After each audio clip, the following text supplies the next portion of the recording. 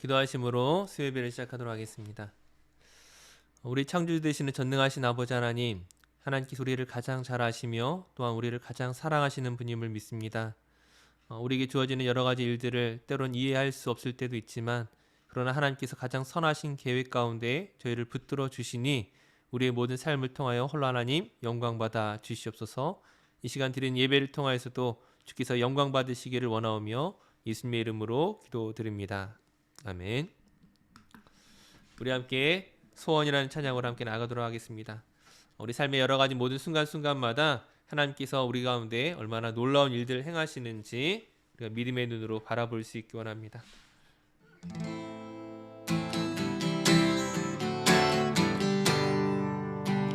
삶의 작은 일에도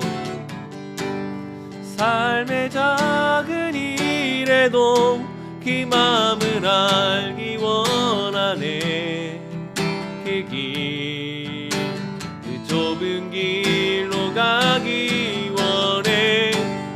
나의 작음을 알고 그 비는 기심을 알며 소망 그 깊은 길로 가기 원하네. 우리 다시 한번 삶의 작은 일에도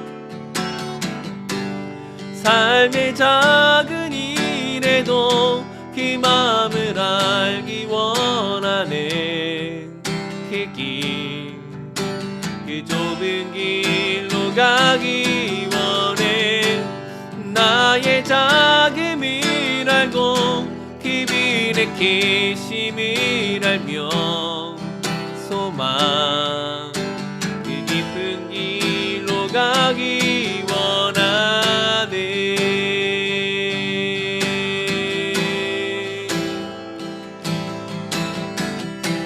저 높이 솟은 산이 되기보다 여기 여름직한 동산이 되기. 내 가는 길만 비추기보다는 누군가의 길을 비춰준다면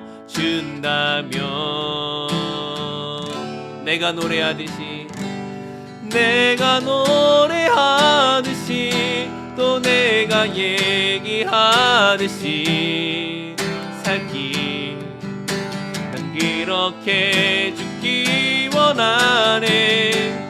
삶의 한 절이라도 그분을 담기 원하네.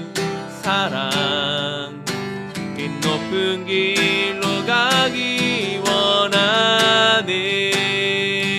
저 높이 솟은 산이 되기보다 여기 여름직한 동산이 되기. 내 가는 길만 비추기보다는 누군가의 길을 비춰준다면 내가 노래하듯이 또 내가 얘기하듯이 살기. 난 그렇게 죽기 원하네. 삶의 한 절이라도 그분을 담기 원하네. 사랑 그 높은 길로 가기 원하네. 높은 길로 가기 원하네. 한 번 더 그 높은 길로 가기 원하네.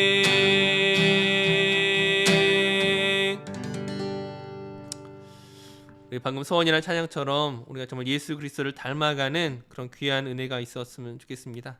우리 예수 십자가의 흘린 피로써 우리 그 보혈의 능력으로 또한 이 일들을 이룰 줄로 믿습니다. 함께 기쁨으로 찬양입니다.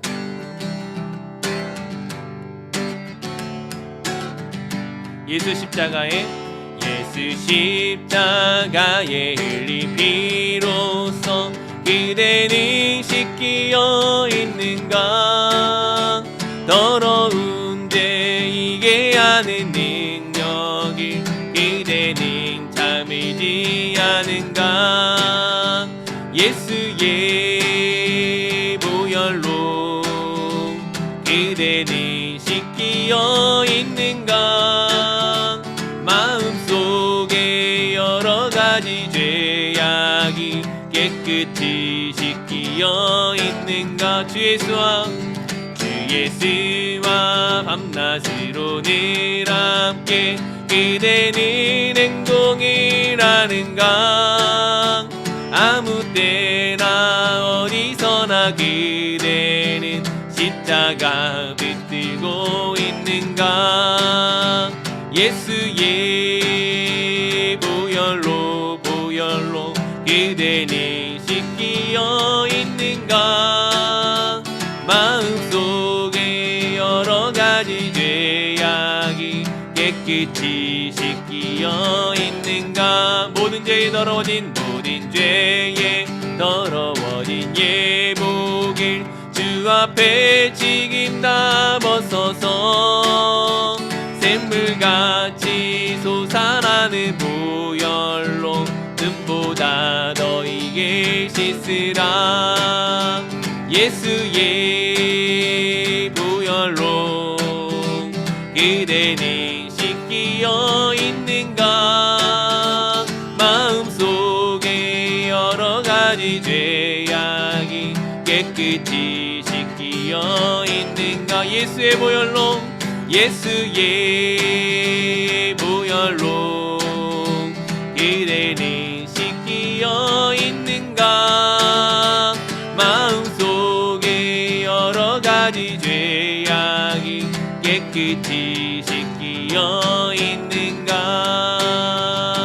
예수의 보혈로 그대는 씻기어 있는가. 마음속에 여러가지 죄악이 깨끗이 씻기어 있는가. 마음속에 여러가지 죄악이 깨끗이 씻기어 있는가.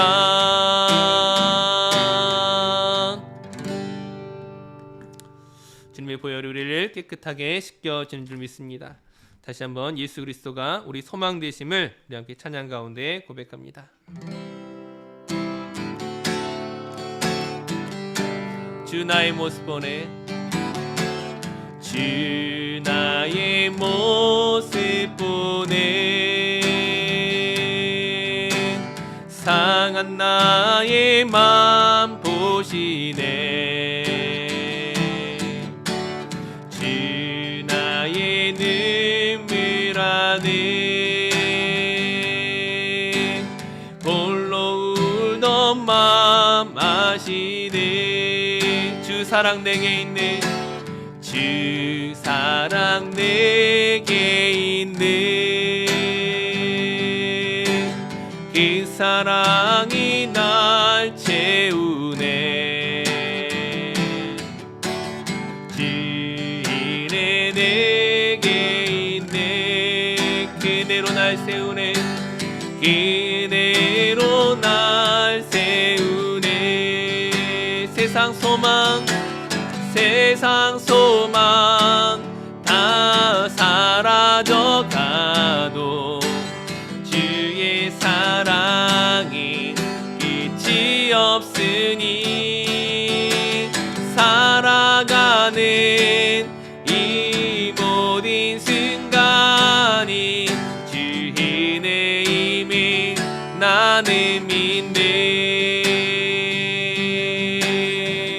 다시 한번 주 나의 모습 보내, 주 나의 모습 보내. 상한 나의 마음 보시네. 우리의 눈물 하시는 주님, 주 나의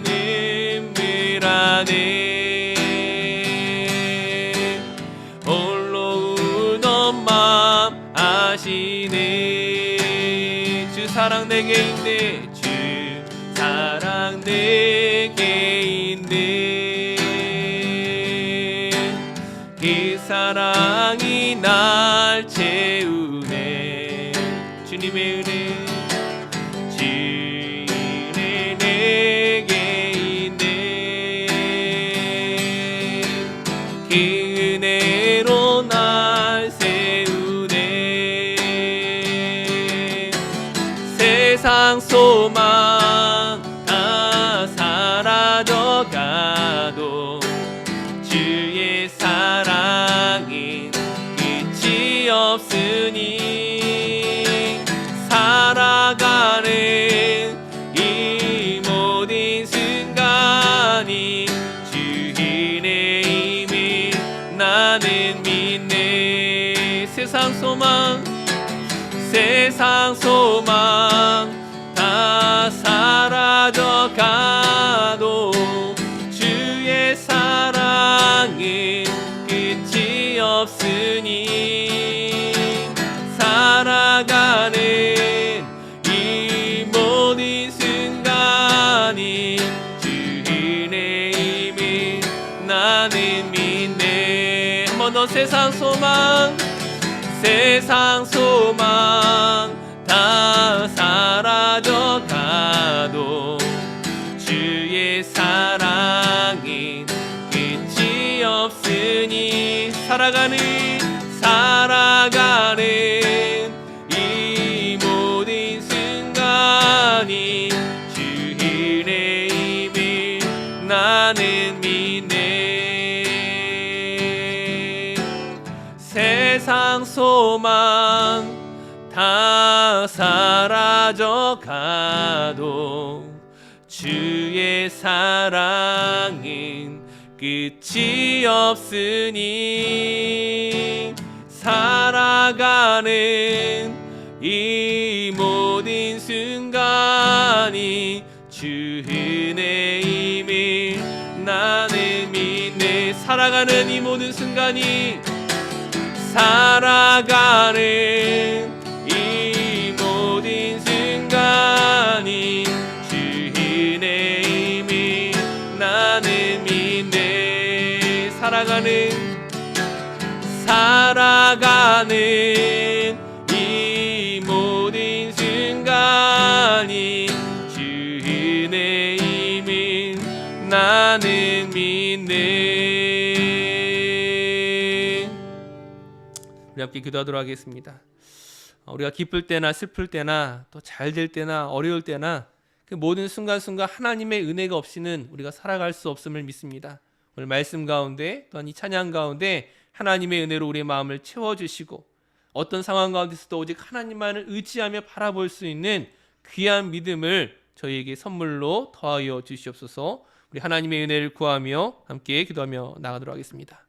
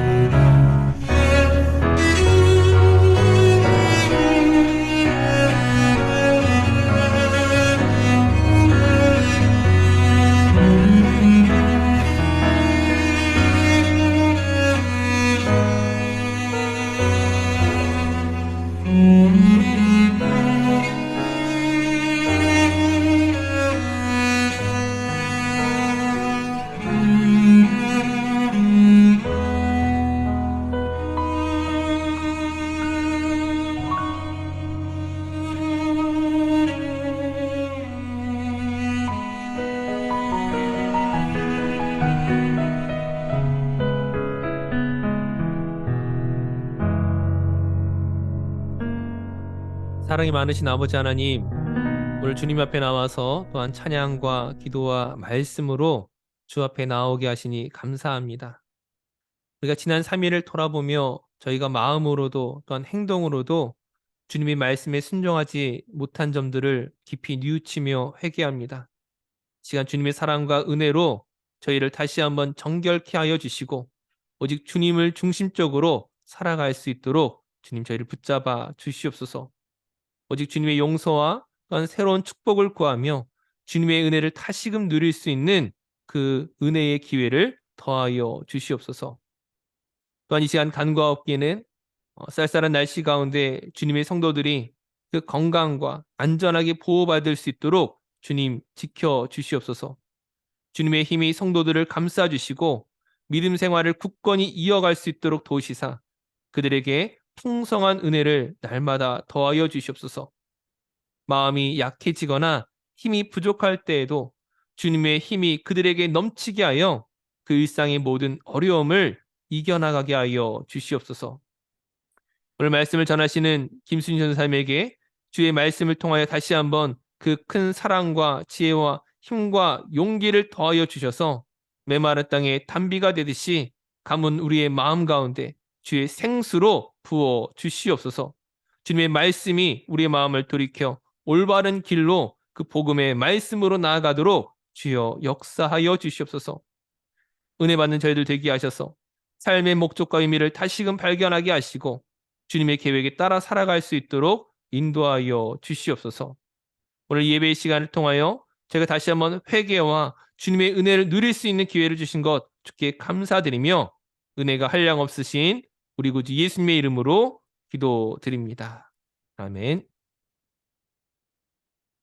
오늘 말씀은 로마서 1장 1절에서 17절까지 말씀입니다. 로마서 1장 1절에서 17절까지 말씀을 저와 함께 교독하여 읽겠습니다. 마지막 17절은 한 목소리로 봉독하겠습니다. 예수 그리스도의 종 바울은 사도로 부르심을 받아 하나님의 복음을 위하여 택정함을 입었으니 이 복음은 하나님이 선지자들을 통하여 그의 아들에 관하여 성경에 미리 약속하신 것이라. 그의 아들에 관하여 말하면 육신으로는 다윗의 혈통에서 나셨고 성결의 영으로는 죽은 자들 가운데서 부활하사 능력으로 하나님의 아들로 선포되셨으니 곧 우리 주 예수 그리스도시니라. 그로 말미암아 우리가 은혜와 사도의 직분을 받아 그의 이름을 위하여 모든 이방인 중에서 믿어 순종하게 하나니 너희도 그들 중에서 예수 그리스도의 것으로 부르심을 받은 자니라. 로마에서 하나님의 사랑하심을 받고 성도로 부르심을 받은 모든 자에게 하나님 우리 아버지와 주 예수 그리스도로부터 은혜와 평강이 있기를 원하노라. 먼저 내가 예수 그리스도로 말미암아 너희 모든 사람에 관하여 내 하나님께 감사함은 너희 믿음이 온 세상에 전파됨이로다. 내가 그의 아들의 복음 안에서 내 심령으로 섬기는 하나님이 나의 증인이 되시거니와 항상 내 기도에 쉬지 않고 너희를 말하며 어떻게 하든지 이제 하나님의 뜻 안에서 너희에게로 나아갈 좋은 길 얻기를 구하노라.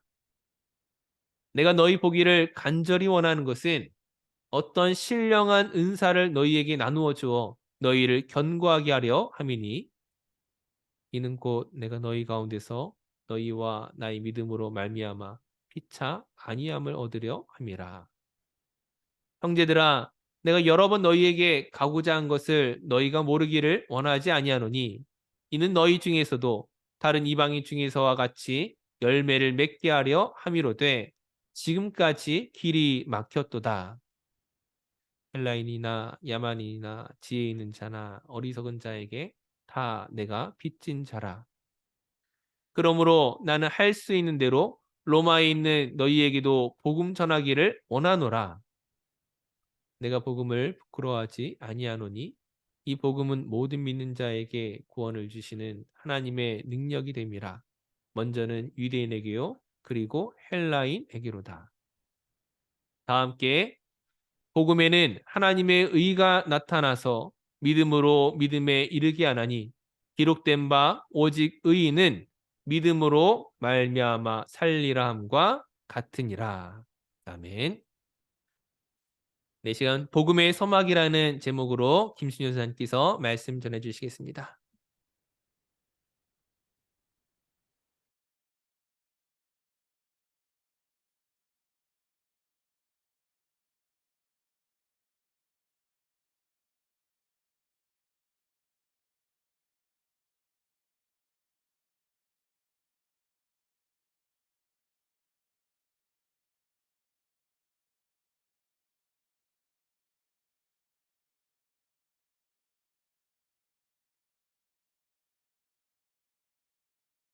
자, 오늘 나눌 말씀은 로마서 1장 1절에서 17절 말씀입니다.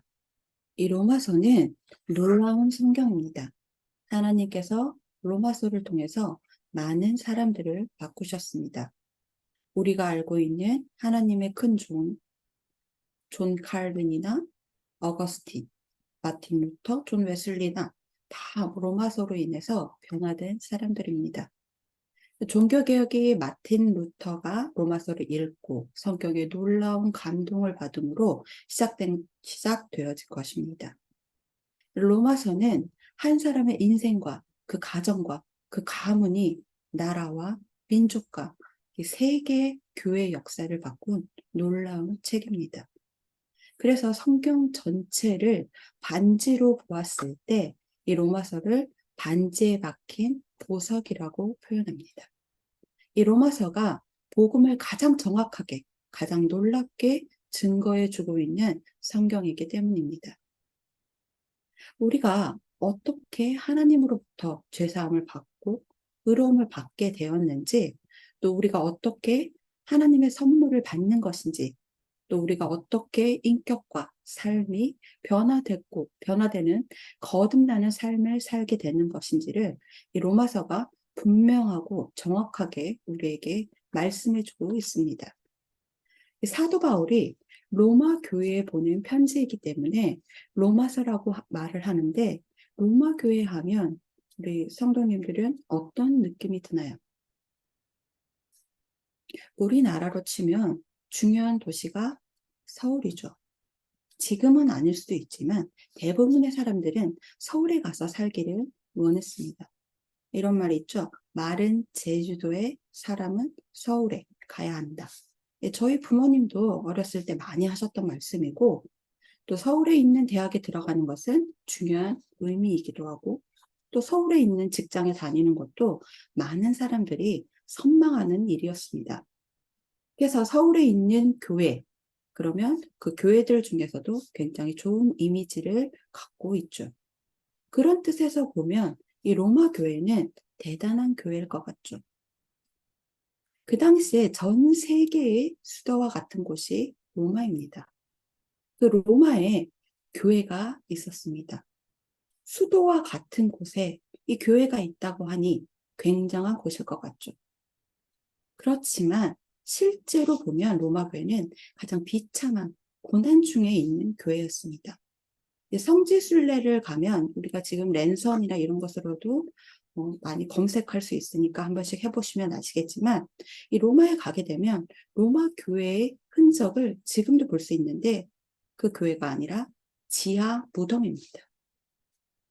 카타콤이라고 하는 지하 무덤입니다. 지하 무덤에서 살았어요. 로마 교회는 무서운 핍박을 받았던 교회였습니다. 얼마나 핍박이 심했으면 지하 무덤 속에 들어가서 살았을까요? 그럼 얼마나 살았을까요? 300년 동안 그렇게 했습니다. 그 긴 시간을, 그 고난을 무엇으로 이겨냈을까요? 주 57년경에 이 사도 바울이 로마에 보낸 이 편지입니다. 이 편지 안에 그 고난을 이길 수 있는 복음이 있었던 겁니다. 그 복음으로 인해서 로마 교회는 그 무서운 핍박을 이기고 결국은 이 로마가 기독교 국가가 되어버렸습니다. 우리에게 하나님은 하나님이 주신 축복은 엄청납니다. 누구도 부럽지 않게 만들어주는, 또 어떤 형편에서도 기뻐하고 감사하게 만들어주는 것이 우리 속에 있습니다. 정말 모든 사람에게 나누어주고 싶은 그런 놀라운 축복이 우리 성도님들에게 모두에게 있습니다. 그것은 바로 복음입니다. 정말 세상에서 가장 위대한 것이죠. 기독교인들이라면 입에 달고 사는 것이 복음이라는 이 말일 것입니다. 그럼 이 복음을 정의해보라 하면 뭐 떠듬거리는 사람들도 있긴 하지만 대부분 자신이 생각하는 복음에 대해서 말할 수 있을 것입니다. 복음은 무엇일까요? 좋은 소식, 기쁜 소식. 뭐 예수님은 우리를 위해 십자가에 죽으셨고 그 예수님을 믿으면 모든 죄가 사함을 받고 그리고 하나님의 자녀가 되는 권세를 얻고 그리고 죽으면 하나님 나라에 가고 이 복음은 예수 그리스도 그분으로 사는 것입니다. 예수님이 우리를 위해 십자가에 죽어 우리가 속죄함을 받았다가 아니고 우리를 위해서 십자가에 죽으셔서 우리를 속죄해 주신 그 주 예수님이 지금 내 안에 살아계신다입니다. 나는 주님과 함께 죽었고 이제는 예수님으로 살게 되었다. 이게 복음입니다. 사도 바울은 1절에서 자신을 누구라고 소개합니까? 그는 자신을 그리스도 예수의 종으로 부름받은 사도로 밝혔습니다. 여기서 말하는 종이란 우리가 그 단어의 의미 정도를 이해하는 종의 차원보다 훨씬 좀 심각한 내용입니다. 여기서 말하는 로마 시대의 종, 즉 둘로스는 노예를 말합니다. 그 당시에는 노예가 두 가지 종류가 있었는데 말할 줄 아는 노예, 그리고 말할 줄 모르는 노예가 있었습니다. 말할 줄 아는 노예는 여기서 말하는 종이고 말할 줄 모르는 노예는 밭을 갈고 짐 싣고 나르며 주인을 위해 고된 노동을 하는 나귀를 일컫는 용어였습니다. 사도 바울은 자신을 예수 그리스도의 종이라고 소개했습니다. 그는 자신이 예수 그리스도의 종으로 부르심을 받았다고 하였습니다. 예수 그리스도가 자기의 주인이고 자신은 예수 그리스도의 종으로 부르심을 받았다고 소개하고 있습니다. 이 로마서가 시작하는 이 앞부분 7절 말씀 중에 부르심이라는 단어가 몇 번 나올까요? 총 3번 나옵니다. 사도 바울은 이 점을 분명히 하고자 했습니다. 자기 자신이 예수 그리스도의 종이고 사도로 부르심을 받은 것처럼 이 편지를 받아 읽을 로마 교회 모든 성도들도 각자가 모두 다 예수 그리스도의 종으로 부르심을 받은 자들이란 점을 강조하고 있는 것입니다. 6절과 7절에 이런 내용을 언급하고 있습니다. 예수 그리스도를 믿는 믿음의 사람들은 그 당시나 오늘날이나 누구나 다 마찬가지입니다. 예수 그리스도의 것으로 부르심을 받은 자들입니다. 뿐만 아니라 하나님의 사랑하심을 받고 성도로 부르심을 받은 자들입니다. 그럼 과연 나는 예수 그리스도 안에서 예수 그리스도의 종으로 부르심을 받은 부르심이 분명한가 하는 질문과 분명한 대답을 할 수 있어야 할 것입니다. 부르심을 불분명하면 언제나 세상과 하나님, 예수 그리스도와 세상의 중간지대, 즉 회색지대에서 갈팡질팡하고 말 것입니다. 우리는 어떤가? 믿음으로 살아가고 있는 나는 나를 향하신 주님의 부르심에 대해 어떻게 응답하고 살고 있지? 이렇게 말입니다. 사도 바울이 말하는 예수 그리스도의 종으로 살아간다는 것은 어떤 자세, 어떤 태도를 말하는 것일까요? 빌립보서 2장 5절을 보면 너희 안에 이렇게 영어와 한국에 있습니다. 너희 안에 이 마음을 품으로 곧 그리스도 예수의 마음이니 라는 말씀이 있습니다. 영어를 해석해 보면 예수의 마음을 배우고 본받아야 살아가야 한다는 것은 예수의 삶의 태도를 본받는다는 것입니다. 왜 예수의 사람이 되어야 하는가? 왜 하나님의 하나님의 사람으로 살아야 되는가? 이거의 정답은 디모데전서 6장 11절에 보면 오직 너 하나님의 사람아 라는 말씀이 나옵니다. 사도 바울은 이 믿음의 아들 디모데에게 이것을 교훈하고 싶었던 것입니다. 바울이 사도로서 예수 그리스도의 종이라고 고백하는 이유와 목적은 분명합니다. 복음을 위한 것입니다. 2절에서 4절은 이 복음이란 무엇인가를 설명한 내용입니다. 예수는 구약시대 선지자의 예언을 따라 다윗의 혈통에서 나셨습니다. 성결하여 즉 성령 안에서 죽으시고 부활하셨습니다. 그는 선지자를 통하여 성경에 미리 약속하신 하나님의 아들이십니다. 그는 4절에서 죽음을 이기시고 부활하신 하나님의 아들이시며 우리 주 예수 그리스도이시다 라고 말씀하셨죠. 1절에서 사도로 부르심을 말씀하고 또 5절에서 사도의 직분에 대해서 다시 언급하고 있습니다. 이 사도는 헬라어로 아포스톨로스라는 말로 뜻은 보냄을 받은 자입니다. 이거는 원래 이 종교적인 단어가 아니었어요. 이거는 로마 시대에 사용되던 군사 용어였습니다. 제너럴을 이끄는 사령관, 커맨더를 이끄는 너는 내 이름으로 가서 나를 세워라. 로마가 어떤 국가를 로마의 속국으로 만들기 위해서 이 통치권, 외교권, 판결권을 다 부여해서 너는 내 이름으로 가서 나를 세워라. 이 말을 할 때, 이렇게 할 때 쓰는 단어가 사도입니다. 단순히 이 보냄을 받은 자 이상으로 더 강력하고 진취적이고 쟁취적인 의지가 담겼습니다.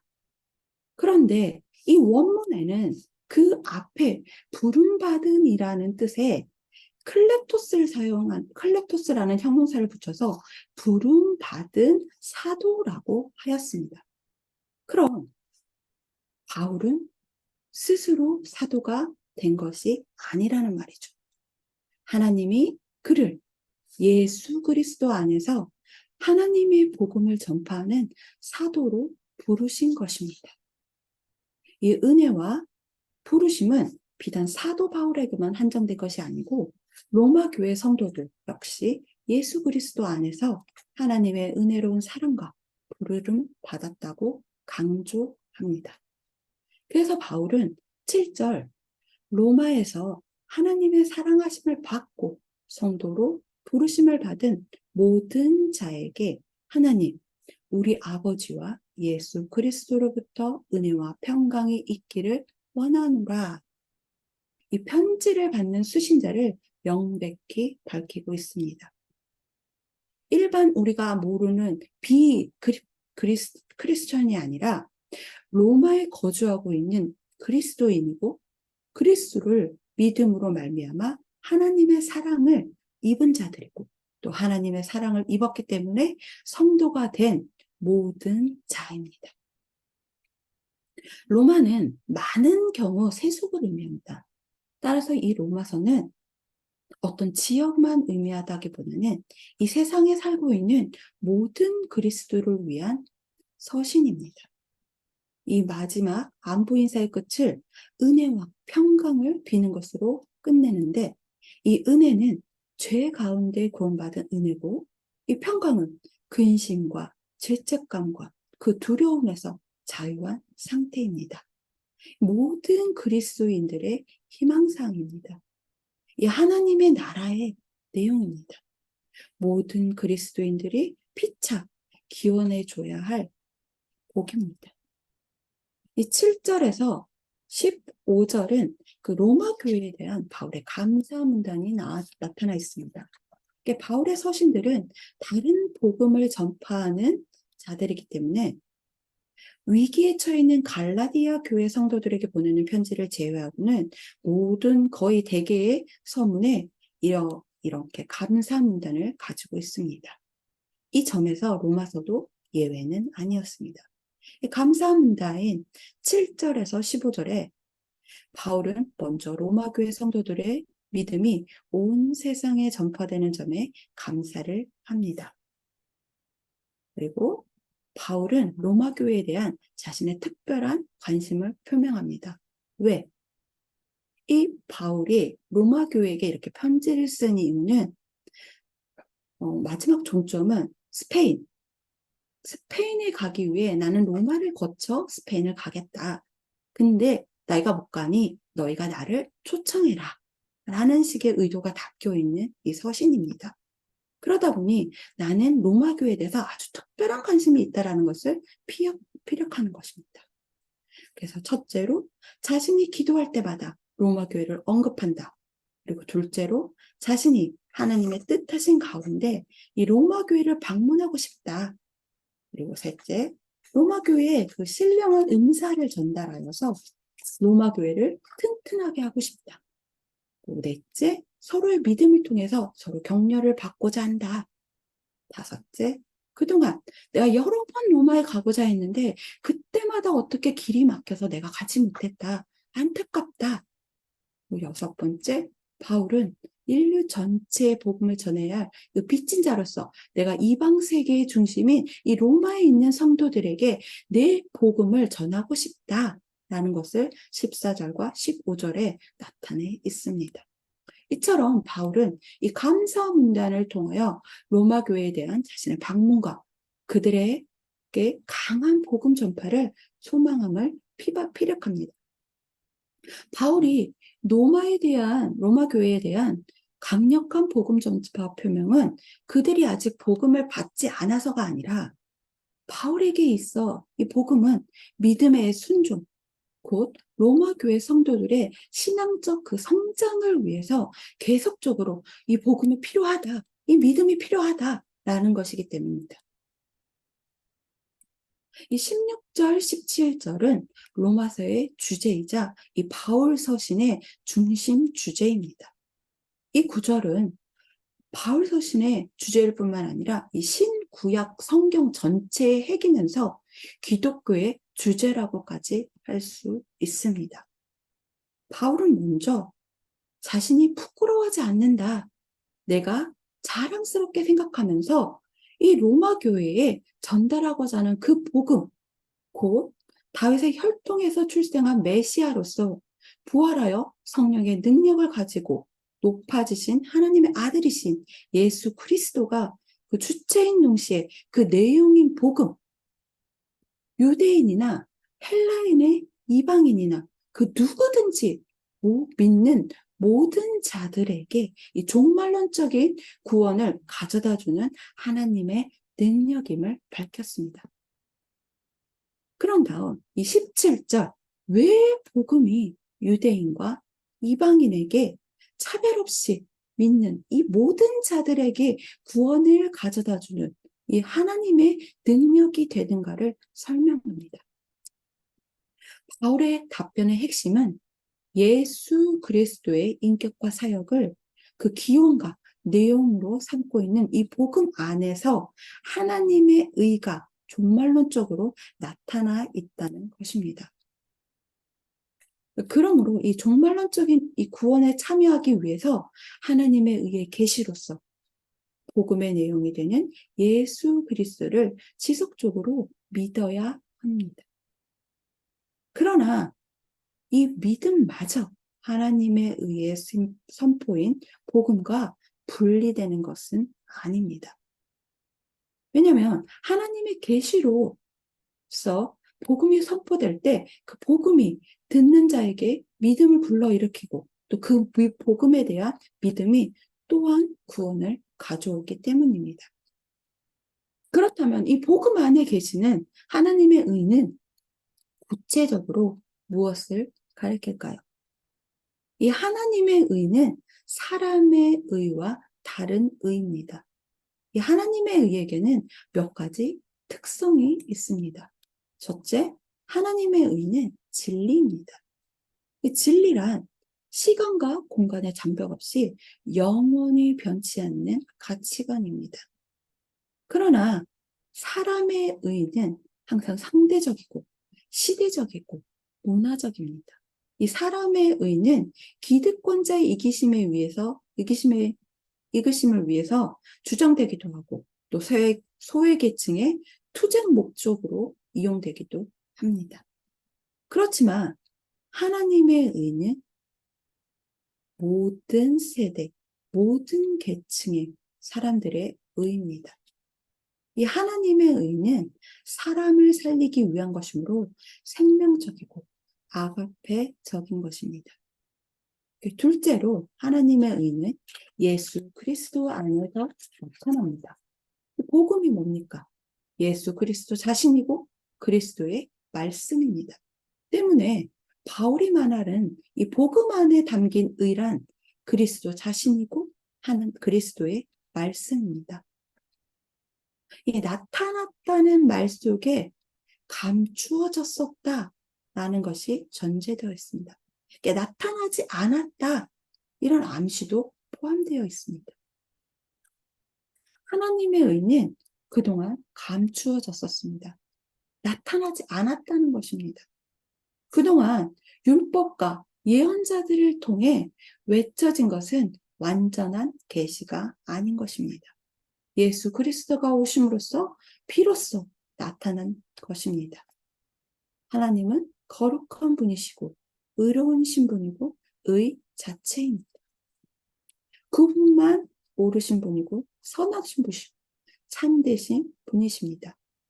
인간들은 이제 예수 그리스도 안에서 의를 만날 수 있고 의로워질 수 있습니다. 셋째로 하나님의 의는 사람의 행위로서 이룰 수 있는 것이 아니고 하나님의 의인 예수 그리스도를 믿음으로써만 이루어질 수 있습니다. 이 하나님의 의는 행동의 영역에 속해 있는 것이 아니라 믿음의 영역에 속해 있는 것입니다. 옛 이스라엘 백성들은 이 하나님의 의가 율법을 지킴으로써 이루어지는 행위의 영역에 속해 있는 줄 알았습니다. 그래서 율법을 지키려고 애썼습니다. 그러나 이 율법은 인간이 죄인이라는 사실과 죽어야 할 존재라는 사실만 확인시켰습니다. 이 점에 대해서 바울은 율법으로 말미암지 않고는 내가 죄를 알지 못하였으니 곧 율법이 탐내지 말라 하지 아니하였더라면 내가 탐심을 알지 못하였느니라. 로마서 7장 7절에서 말하고 있습니다. 이 탐심이 무엇인지 몰랐는데 이 율법이 죄라는 것을 가르쳐 주었다는 것입니다. 율법과 선지자는 이렇게 죄가 무엇인가를 가르쳐 주었지만 의에 이르게 하지는 못하였습니다. 사람의 행위로서 도달할 수 있는 성질의 것이 아니었기 때문입니다. 이 본문은 믿음으로 믿음에 이르게 하나니라고 말했습니다. 의에 이르는 길이 믿음이라는 것입니다. 바울은 로마서 5장 1절에서도 믿음으로 의롭다 하심을 받았으니 라고 하였습니다. 복음서, 특히 요한복음에 보면 의를 영생과 동일시하고 있습니다. 모세가 광야에서 뱀을 든 것 같이 인자도 들게 하리니 이는 그를 믿는 자마다 영생을 얻게 하려 하심이니라. 내 아버지의 뜻은 아들을 보고 믿는 자마다 영생을 얻는 이것이니 마지막 날에 내가 이를 다시 살리리라 하시니라. 진실로 진실로 너희에게 이르노니 믿는 자는 영생을 가졌나니 라는 하는 예수의 말씀을 거듭 인용하고 있습니다. 그리고 의를 빛으로도 묘사하고 있습니다. 그 안에 생명이 있었으니 이 생명은 사람들의 빛이라. 빛이 어둠에 비치되 어둠이 깨닫지 못하더라. 는 말씀들이 그 한예입니다. 이러한 하나님의 의, 영생, 빛을 소유하기 위해서는 하나님의 아들이요 하나님 자신인 예수 그리스도를 믿어야 한다는 것입니다. 믿음으로 믿음에 이르게 한다는 것은 예수 그리스도를 믿는 믿음의 성장을 의미합니다. 이 믿음이 받아들이는 것이고 잘하는 것입니다. 그래서 바울은 오직 의인은 믿음으로 말미암아 살리라 함과 같으니라고 했습니다. 우리는 양식인 믿음을 날마다 먹어야 합니다. 믿음으로 믿음에 이르게 하는 일을 계속해야 하는 것입니다. 어떻게 믿음으로 믿음에 이르게 하는가? 바울은 로마서 10장 17절에서 그 방법을 제시하고 있습니다. 믿음은 들음에서 나고 들음은 그리스도의 말씀에서 말미암으니라. 오직 믿음으로 구원을 얻는 이 위대한 로마서의 교훈을 여러분의 것으로 삼으실 때 하나님의 능력이 여러분 가운데 날마다 역사하실 줄 믿습니다. 기도하겠습니다. 하나님 아버지, 오늘 우리의 믿음을 새롭게 하여 주시옵소서. 정말 믿음의 사람이 되기를 원합니다. 의인은 믿음으로 산다 말씀하셨습니다. 아직도 정죄함과 수치가 양식의 가책과 자신의 행위로 고통받는 우리를 그리스도의 의의 옷을 입고 믿음으로 자유케 하여 주시옵소서. 이 구원도 이 믿음도 우리에게 난 것이 아니고 하나님이 주시는 은혜입니다. 예수 그리스도를 믿음으로 하나님께 나아가는 이 축복을 오늘 우리 모두가 누리고 선포하게 하여 주시옵소서. 예수님의 이름으로 기도드리옵나이다. 아멘.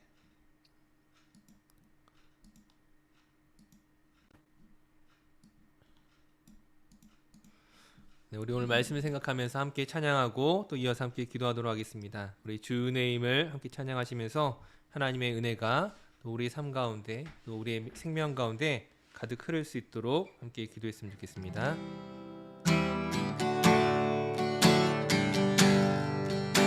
주 나의 모습 보네 주 나의 모습 보네 상한 나의 맘 보시네 주 나의 눈물 안에 홀로 울던 맘 아시네 주 사랑 내게 있네 주 사랑 내게 있네 그 사랑이 날 채우네 주인의 내게 있네 그 은혜로 날 세우네 세상 소망 다 사라져가도 주의 사랑에 끝이 없으니 살아가는 이 모든 순간이 주의 힘이 나는 믿네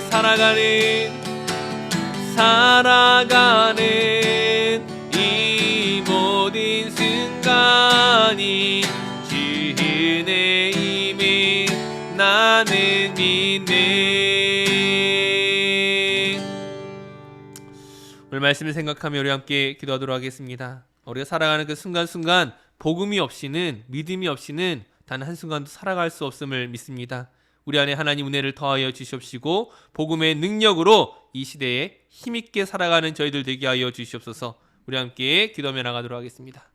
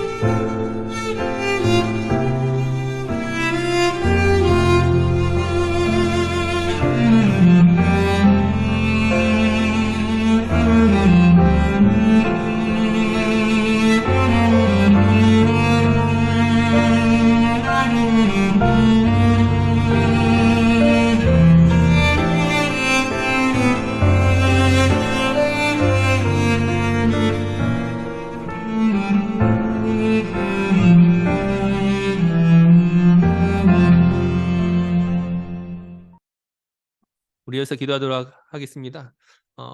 우리 각자 가지고 나온 그 기도 제목을 통하여서 하나님 응답하여 주실 것들을, 하나님 은혜 주실 것들을 위하여 우리 함께 기도하도록 하겠습니다.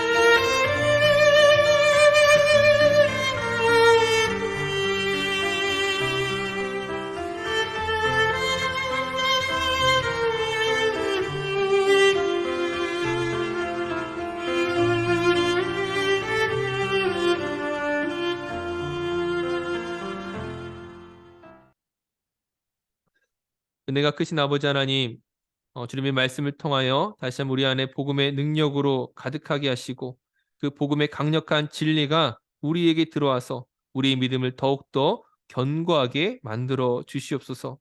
그 복음을 통하여 죄와 형벌을 피하게 하시고 오직 예수 그리스도의 의로움을 얻게 하시고 그 사랑과 은혜가 우리 삶을 통하여 흘러 넘치도록 사용하여 주시옵소서. 또한 복음을 통하여 이 세상의 변화를 가지고 오는 그런 도구가 되게 하여 주시옵시고 특별히 우리에게 주어진 은사와 재능을 주님의 영광을 위하여 사용할 수 있는 기회를 더하여 주시옵소서. 남은 한 주간을 살아갈 때에 하나님의 크신 은혜와 능력을 의지하며 믿음으로 나아가게 하여 주시옵소서.